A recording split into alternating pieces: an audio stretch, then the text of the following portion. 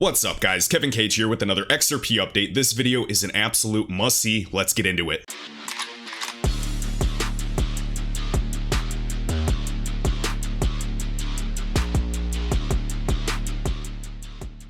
Happy Monday guys. So we have XRP up 14% on the day, currently at 58 cents. So I know we are just another day closer to the inevitable.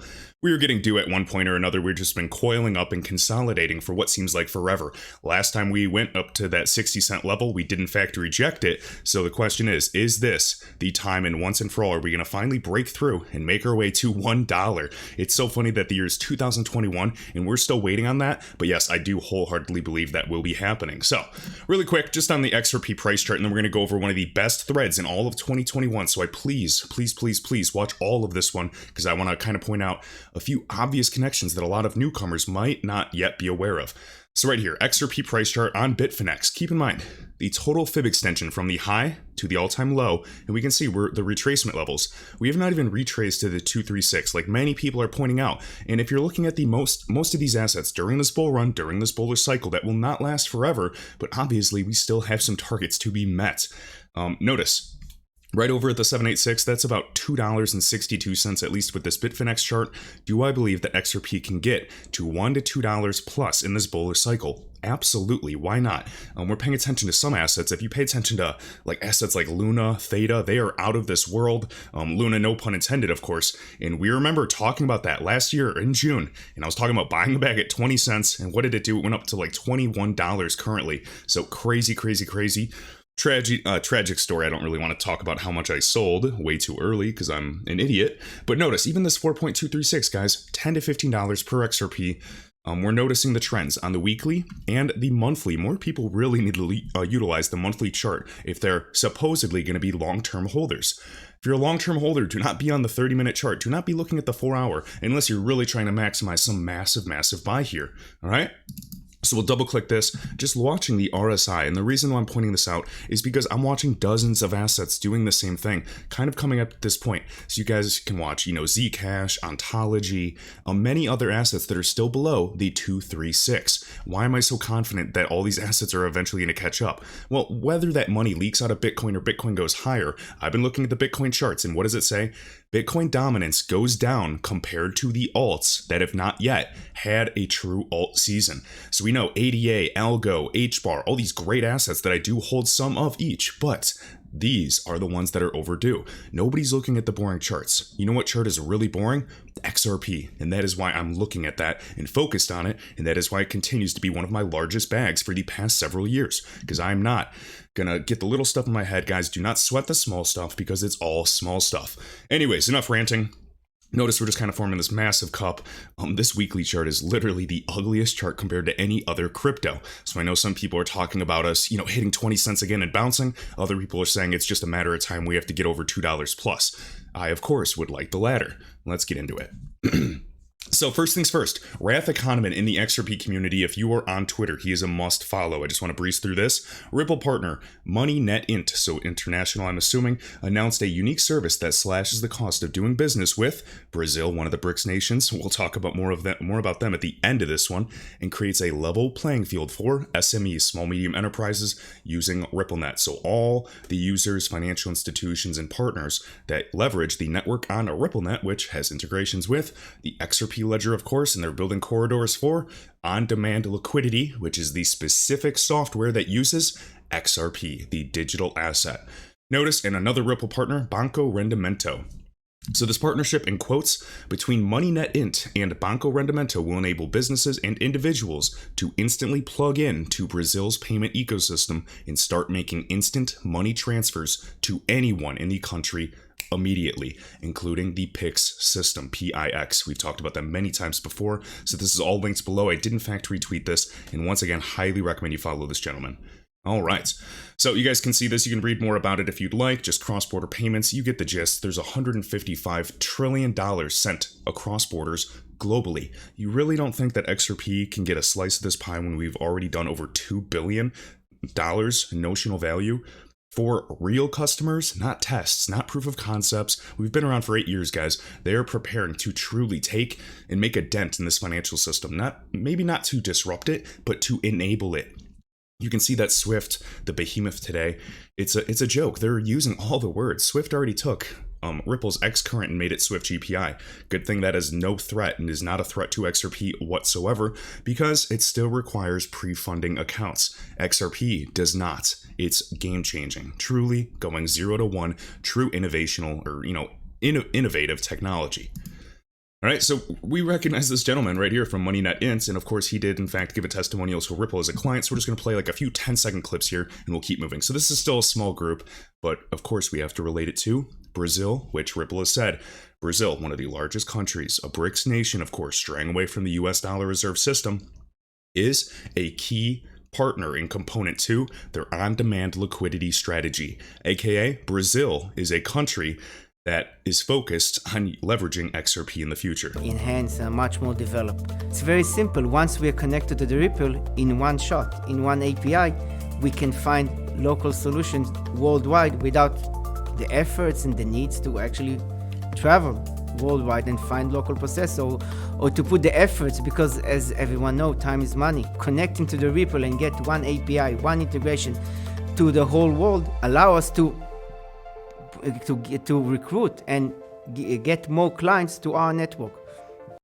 Okay, so very interesting. It's not only just destroying the tier 1 banks and leveling the playing field, but it's helping these little SMEs actually have equal financial opportunity to grow as well. Yes, we know that big behemoths like JP Morgan and Citi, they may not like what RippleNet offers because it actually allows mom and pop shops to get connected via one single API, cloud access, but it's going to be changing the financial system forever.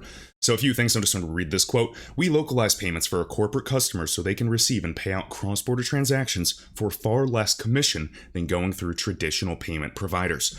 The more people that flood in, they're going to realize this market is much more than just Bitcoin. Thankfully, Ethereum gave rise to smart contracts, but now we have even better technologies that are still being built.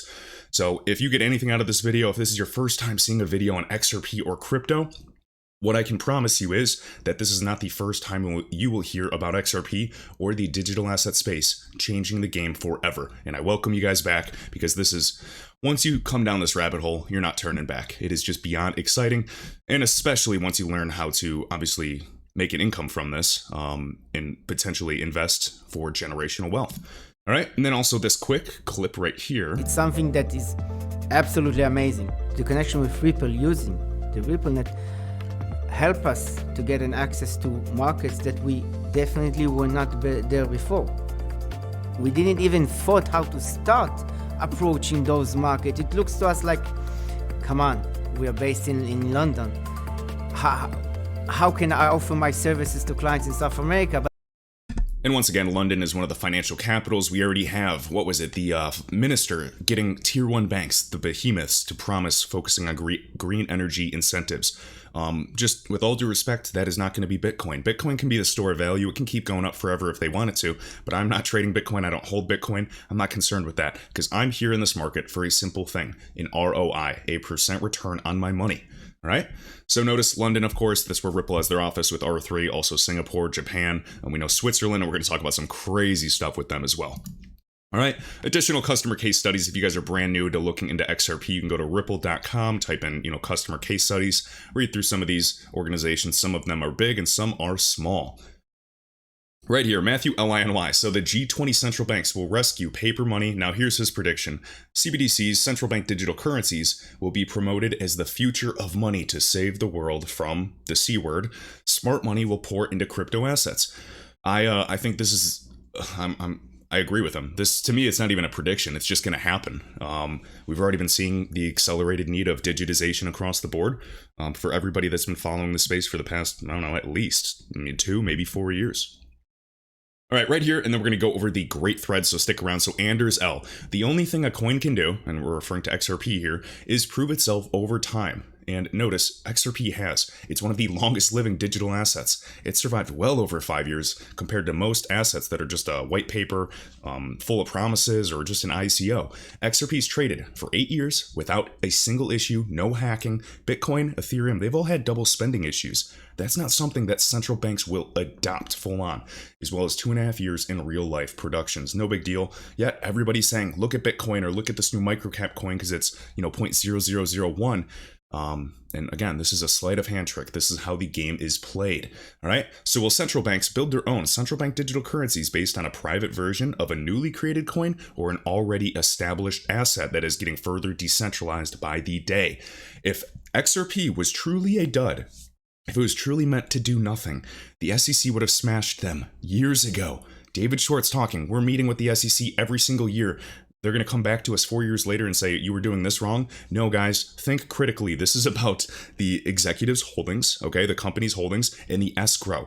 XRP itself is not a security. Ethereum, XRP, yeah, they said early on, years ago, guys, were traded and maybe sold as non-compliant securities. That happens. What happened to Kin after the SEC sued them? It went up 2,000%. Amazon, Tesla, very similar stories. So please just pay attention to how the game is played and question every single medium that you're listening to. Now, here we go. XRP Deutschland. I hope you guys watch all of this thread. I want to get this done one take uncut because I have to go rush to a dentist appointment, but I'm so excited to do this video. So, right here, who will win this ISO 222 hackathon? This is the messaging standard Swift is focusing on, and guess who is the only blockchain group, only DLT focused group and first group to join them? Ripple. Why? This is how the game is played, people. Come on. So let's take a look at some of the speakers on the BIS Innovation Summit. The Bank for International Settlements is also known as the central bank of all central banks, and which company is working with the top 40 to 50 central banks for the past several years? Ripple. Huh. All right, so we're going to keep going now. Now we have Sheila Warren. Of course, we're familiar with her. She attended Swell. That's Ripple's annual event in 2020. You guys can read more about this. I did retweet this. This is a phenomenal thread, and I did give Deutschland XRP a follow. Thank you so much for this great information. Of course, her ties right here, a member of the executive community, committee at the WEF, the World Economic Forum, the 1% of the 1%, governing monetary policy, sustainable development goals, you name it. So, she's talking about XRP. Who else do we have? The gentleman that was on stage with Brad Garlinghouse, CEO of Ripple himself, Ross Leckow. He's from the legal department, of course. We know who he represents. Talking about the Bank for International Settlements, the IMF, you name it. So, I don't even need to go over this. That clip of them has gone viral many, many times. Right here, we have Roberto Campos Neto, and he is the governor of the Central Bank of Brazil. Remember last summer, this information leaked. It was later 100% confirmed. And talking about, now we have over 50% of all RippleNet users in the cloud as well. And I would expect absolutely to see some ODL corridors that are being built because FlashFX just announced, 2 weeks ago, 1 week ago, that they're building more XRP corridors. If XRP was a dud, why did they want to regulate it now? They would have smashed it years ago. Come on, guys. So I'm holding, I diversify, I own like 30 plus assets. I've done unbelievably well, at least maybe like the past year and a half, unbelievably well. But I'm waiting for XRP to absolutely take off, and I still believe that it will change lives forever. For those that hold, of course. And I only invest money that I can set and hold on to in something that I'm willing to invest as well. Because there's risk in everything, but ultimately, I think there's great risk in not doing anything at all. So I chose to have exposure to this market, I chose to have side cash, I chose to diversify in other ecosystems, but the digital asset space for me is clearly one of the biggest places to get opportunity. All right, so let's scroll here. Now right here, he mentioned Ripple back in 2020. This is Tobias Adrian. And notice, IMF, director. No surprise. We can see even this clip. A large part of the population in the world doesn't have access to bank accounts. And even if it does have access to bank accounts, those are extremely expensive. It's expensive to make payments, wirements, international payments. So I think one of the big motivations for this new technology, right, because Agustin is asking why, is that there's huge financial exclusion, and these technologies have proven to increase financial inclusion enormously. So I think you have to look broadly around the world. I think this is one motivation, and I think the Ripple example is one example, or, and Norman has talked about that, is that international payments are very expensive, and the structure is not. All right, so where was that at? Notice SNB. This is the Swiss National Bank. And who is he just looking at? He's looking at Brad Garlinghouse, guys. Remember this one? This is the video uploaded by Alex Cobb. Brad Garlinghouse on stage with This gentleman, Tobias. We have there was one that was the Hong Kong Monetary Authority, so the Central Bank of China as well. Just the biggest names in the game. We have some of the Saudi Arabian Monetary Authority. You can talk about the connections to Singapore and the Monetary Authority of Singapore, MAS. You can talk about UK. Just please, anybody that says XRP is not meant for big things has been living under a rock, and they've been sold that centralization, narrative. But I'm here for an ROI as an investor, and I also believe that there's going to be tremendous upside when the velocity of money increases. And I believe that the tokenomics are still sound, despite many people's belief. They don't understand how much money is being aimed to displace this entire market. The founder of XRP, or the creator of the XRP ledger, with a few others, mainly who I'm referencing here is Arthur Brito, he said that they wanted enough tokens to scale to all of the human population. And at the time, of course, what was it? Was it 6-7 billion people at one time? Then you're considering international payments, you're considering derivatives, which is arguably hundreds of trillions. Then who became the president or the chairman of the GPSG, the Global Payment Steering Group? Donovan. And he was formerly head of the DTCC, and they processed just a few years ago, as an example, or what was it, 2 years ago? Well over $1 quadrillion. Look up DTCC, processes maybe $1.2 quadrillion.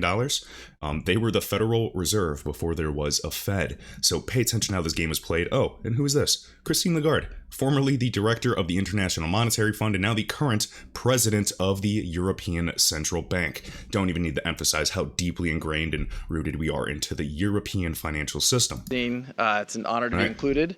So, honor to be included. Why was he just a fintech company talking with all of these central banks? Come on, guys. Gotta think critically here. It doesn't happen overnight, and this is one of the many reasons why I'm not letting go. These FUD campaigns, it just smells fishy to me. Okay? And I'm sure you guys agree. So anyways, let's see what else we have. And this is shared by Status. Great guy. His website is status.hr. You can learn more about Ripple, XRP, see a bunch of documents and pictures. So highly recommend it. Next, we have Raphael, Notice Bank for International Settlements. Dallas Fed wrote this piece if you guys would like to check that out. We also have Andrew Bailey, the governor of Bank of England, but also the BOE.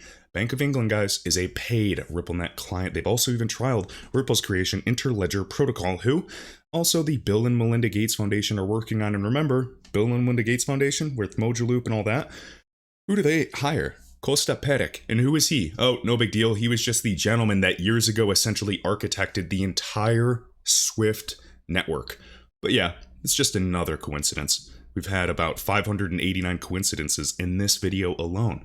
And it's so funny because people only are gonna like XRP when it's up 10% on the day. And the people that will make the most money are the ones that believed when XRP was down 30%. When it's trending sideways every day, when you're depressed, when you almost doubt your investment and hold, those are the people that will in fact reap the highest rewards in this market. And there's no question. You guys watched me and many others, bloggers, researchers, everybody, do videos and research every single day on XRP for the past several years. So I cannot wait for this to be worth it. Literally zero doubt. But I just want this to take off finally. I'm watching the RSIs of others, and it's our day will come. That is for sure. So, England's central banker touts digital currency over US dollar. Mark Carney. If you guys pay attention to the politics, you know how the game is played. Mark Carney bashed the US dollar. Bashed it. And back in the day, if you did that, and I'm not political whatsoever, I'm just stating the facts, we noticed the president at the time, literally it was Trump and even Mnuchin, they usually would shoot back at anybody that bashed to the United States, and they didn't say anything. Why? Come on, guys, pay attention to the connections between them and Carney. Pretty obvious. All right, right here, Mr. Benoit, head of BIS Innovation Hub. We've done a video on him probably a couple days ago. Went in depth with him. Come on, G20 liquidity management, Innovation Hub, the central bank for all central banks. And he focuses on innovation, and he's liked literally tweets that said XRP adoption, boom. Now, does that mean, like many people think, XRP is going to go to $1,000 plus overnight and you flip the switch? Not necessarily. I mean, if it happens, awesome. Like some of us will be, multimillionaires, some will even be billionaires. It'd be amazing. But what I think it means is that he's just open-minded for any type of technology that can enable and allow frictionless transfer and cooperation with the right competitive edge, of course. So he knows what XRP is. Believe it. His people are speaking with some of the biggest names in the game. Right here, blockchain guy. Right here, we have Umar Farouk, and he was from Onyx over at JP Morgan, Citi, HSBC. Remember the monopoly currently over cross-border payments. HSBC, already RippleNet. Now, DBS Group, CEO Piyush Gupta discussing the future of digital banking at Swell, that's Ripple's event in 2019. Right here. In DBS also, we found documents of them discussing, of course, Ripple and XRP, and guess where they're based out of? Singapore. Then what, a few months ago, maybe December, we announced that now this bank was doing a crypto trading desk? Come on. The US is just lagging, but I think that they'll catch up eventually. But you cannot put this genie back in the bottle, guys. Right here, Christine Lagarde, already mentioned her, ECB, Joseph Lubin, Consensus, massive Ethereum holdings. I saw that little debate that Garlinghouse and him had, and I thought it was pretty entertaining, actually, because I like that Brad said what he did. All right, right here, I believe her name is Neha Narula, Director Digital Currency Initiative over at MIT. MIT, guys, the group that essentially kind of created the internet, the World Wide Web Consortium, and then Ripple created ILP, which is kind of the TCP IP protocol for value exchange, and then it gifted it, no big deal, to the World Wide Web Consortium, the group that governs the entire internet. MIT is heavily involved in the crypto space. We know they're, even the DCI right here, heavily involved with one of my big holds, of course, Algorand, so no surprise, and MIT runs a validator on the XRP ledger. What an amazing thread. XRP Deutschland, must follow. We also have Hester Peirce. Remember her quotes, guys, over at the SEC, the commissioner. What did she say? Well, of course, Ethereum even had some bad news and drama back then, and it's fine. I hold ETH. I love Ethereum. How can you discount it? It has, hundreds and thousands of projects built on top of it. What I'm saying is, don't sleep on XRP as well, though. And what she said is, if a token is functioning in an actual network, and being used in transactions, that does not sound like a security to me. Boom. And of course, she's referencing XRP. They call her crypto mom in this space. I'm not going to call her mom, but honestly, really appreciate her contributions. Really do. And also, and I know that was funny, guys. It's been a long morning already. All right, David Puth, CEO at Center. We can talk about this consortium as well. Oh, and he worked at CLS and R3. R3, you get the gist. Ripple R3, I think brother, sister, despite many people that would hate that comment. We also know that Corda, the blockchain network of R3, is agnostic, and XRP was in fact the first named digital asset or settlement mechanism. I'm going to take that with a grain of salt. I'm not going to say that they're going to use XRP overnight and flip the switch, but I'm just showing you that the interoperability is there, and I think that is very important. And of course, we talk about coin metrics and, the speed, scalability, security, but what you have to understand is the power of network effects and understanding how many years it takes to get these types of connections, and that is why I cannot discount XRP. The XRP ledger specifically has so many features that nobody talks about, and we actually just think it's just XRP, but it's so much more. And I believe that even Flare Networks, line of credit, the applications RippleNet's building, RippleX, of course, and I mean, even just like NFT, drafts and things that they're working on, the DEX, of course, like, so much technology, guys, so much. This whole decentralized exchange is essentially so different than any other digital asset. Of course, you have great things like Uniswap providing, crowdfunding and decentralized pools of liquidity, but I believe that there's still some weird plan to get the XRP ledger DEX to be used in the future. Maybe I'm wrong. Nonetheless, I think Flare Networks is going to surprise us all. All right? Almost done. Right here, we have Gillian Tett. So notice right here, chair of the editorial board and editor at large, the Financial Times. You guys can see pieces that she's written. She also met with Chris Larsen, executive chairman of Ripple. So beautiful thread right here. There's Ripple and blockchain, DLT all over the place. All what is missing is members of the company that will supply the underlying infrastructure. Wow, just an absolutely amazing video. And then friendly reminder, guys, you can sub to Alex Cobb right here. Only 40,000 views back in 2019, and people forget about this stuff. They're going to go chase other coins, and that's fine, I diversify, but I am not selling my XRP to go after other assets after a multi-year bear market, especially after a recent crash in December. So up to you. I respect everybody's decision, and I encourage you guys to just keep sharpening your swords, as we say on this channel, meaning when prices are boring, research new assets or research the current assets, understand the technology, look at trading, look at investing, have a plan and stick to it. I will catch you in the next one.